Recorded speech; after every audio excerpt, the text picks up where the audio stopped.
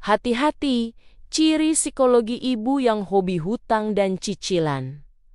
Waspada keuangan keluarga. Sebelum lanjut, pastikan klik tombol subscribe, share, dan like dulu ya, supaya channel ini bisa bermanfaat buat lebih banyak teman-teman. Terima kasih, dan kita lanjut deh. Apa kabar ibu semua? Moga sehat-sehat terus ya. Coba deh kita jujur-jujuran sebentar. Siapa di sini yang jantungnya langsung berdegup kencang tiap dengar suara motor berhenti di depan rumah?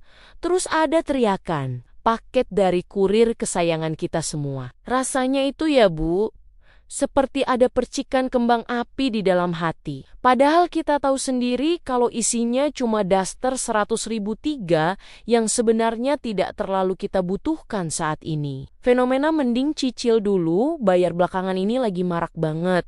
Karena kemudahan aplikasi di genggaman tangan yang bikin kita sering lupa diri kalau itu semua adalah beban. Sebuah artikel psikologi populer pernah menyebutkan kalau kebiasaan menumpuk hutang itu seringkali bukan karena kurang uang, tapi karena ada lubang emosi yang coba kita tambal lewat barang-barang baru yang kita beli secara impulsif. Penting sekali buat kita bahas ini sekarang, karena kalau dibiarkan, hobi cicilan ini bisa jadi bom waktu yang siap meledakkan keharmonisan rumah tangga kita kapan saja. Ciri pertama yang sering tidak kita sadari adalah kecenderungan ibu-ibu untuk menjadikan belanja sebagai pelarian dari rasa stres atau bosan yang biasa disebut dengan istilah self-reward yang kebablasan. Ibu mungkin merasa sudah bekerja keras seharian mengurus anak dan rumah, jadi merasa berhak beli ini tuh pakai sistem cicil,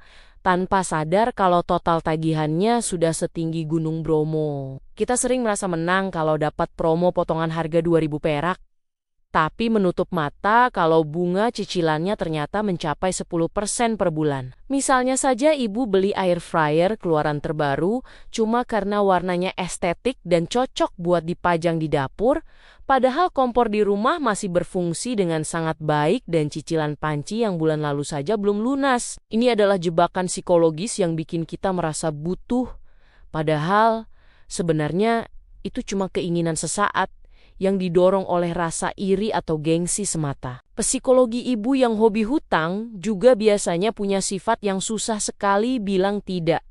Kalau ditawari barang oleh teman atau tetangga karena merasa tidak enak atau takut ketinggalan zaman. Istilah kerennya itu FOMO atau fear of missing out, di mana ibu merasa dunia akan kiamat kalau tidak punya tas yang sama dengan geng arisan hari Sabtu kemarin. Kita sering terjebak dalam kompetisi tidak terlihat siapa yang paling modis atau siapa yang dapurnya paling mirip. Galeri foto di Instagram, padahal saldo tabungan sudah menangis. Contoh nyatanya saat ibu rela ambil cicilan 12 bulan buat beli ponsel pintar tercanggih supaya hasil foto masakan terlihat lebih jernih, sementara uang sekolah anak minggu depan masih bingung mau ambil dari mana. Gengsi itu memang harganya mahal sekali ya Bu, apalagi kalau dibayar pakai air mata di akhir bulan saat tanggal jatuh tempo sudah mulai menghantui pikiran. Ciri lainnya yang cukup berbahaya adalah kebiasaan menyembunyikan nota tagihan atau paket dari penglihatan suami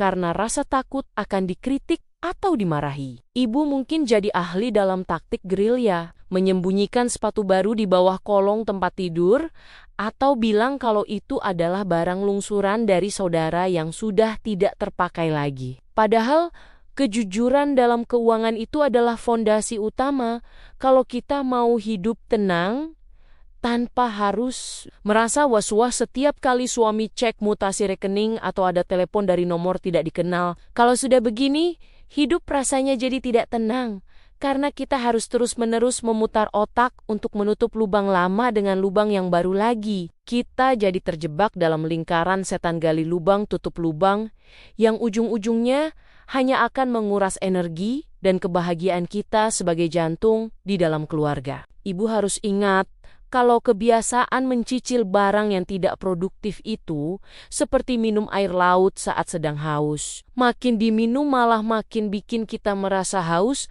dan tidak pernah puas. Kita seringkali terhipnotis oleh tulisan 0% atau diskon besar-besaran tanpa menghitung berapa banyak uang yang sebenarnya keluar dari kantong kita secara perlahan. Coba deh Ibu bayangkan, kalau semua uang cicilan itu dikumpulkan, mungkin kita sudah bisa ajak keluarga liburan mewah atau punya dana darurat yang bikin tidur kita jadi lebih nyenyak tiap malam. Belanja itu memang bisa jadi obat stres yang instan.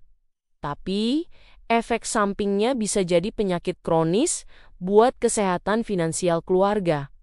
Kalau kita tidak segera sadar dan mengerem ambisi, jangan sampai rumah kita penuh dengan barang mewah, tapi suasananya panas karena kita selalu bertengkar soal uang yang habis entah kemana. Mari kita mulai sedikit introspeksi diri sambil tertawa getir melihat tumpukan barang di gudang yang dulu kita beli dengan penuh perjuangan, menggesek kartu kredit atau pay later. Memang sih, melihat kotak paket datang itu, rasanya seperti dikirimi surat cinta oleh pangeran. Tapi ingat, kalau pangerannya minta ganti rugi, beserta bunga yang mencekik leher. Sedikit autokritik buat kita semua. Kadang kita lebih peduli pada apa kata orang lain tentang barang yang kita pakai daripada apa kata hati kita tentang ketenangan jiwa. Tidak perlu merasa rendah diri kalau koleksi wadah plastik kita tidak selengkap tetangga sebelah. Yang penting piring kita tetap terisi nasi dan tagihan listrik tidak pernah menunggak 3 bulan. Bahagia itu sederhana, Bu. Tidak perlu dipaksakan lewat cicilan yang bikin kita jadi sering sakit kepala.